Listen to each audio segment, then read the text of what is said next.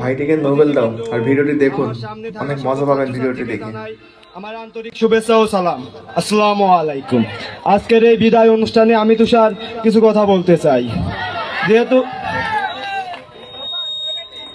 যদি আপনারা অনুমতি দেন, না দিলেও সমস্যা নাই, যেহেতু মঞ্চে উঠে পড়েছি।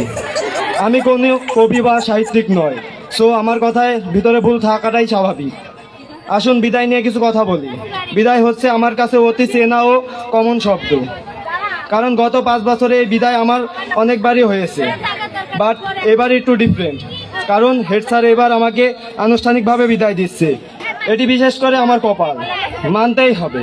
প্রত্যেকবার বেয়াদবির জন্য আমাকে হেড স্যার রিমান্ডে নিত, বাট আজ নো রিমান্ড, জাস্ট সম্মান নিয়ে স্কুল থেকে কাটতে কাটতে বেরিয়ে যাব। আজ আমাকে নিয়ে কিছু সত্যি কথা বলতে চাই। আমি তুষার পড়াশোনায় বড়ই ফাঁকিবাজ।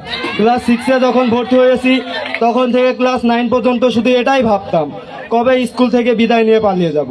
কিন্তু দেখুন, সেই দিনটা আজ চলেই আসলো। এবারের সংগ্রাম মুক্তির সংগ্রাম, এবারের সংগ্রাম বিদায়ের সংগ্রাম।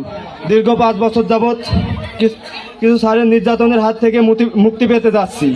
ওই স্যারদের নামগুলো আমি বলে যেতে চাই, যেমন না থাকার বলছি না।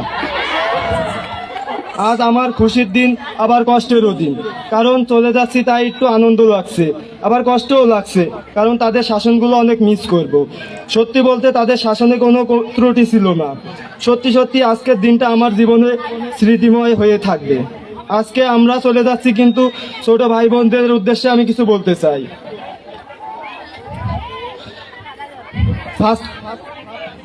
ফার্স্টেই তোমাদেরকে একটা কথা বলতে চাই, সেটা হলো পড়াশোনা করো বা না করো, বেয়াদবি করো বা না করো, আমার মতো বেয়াদব হইও না।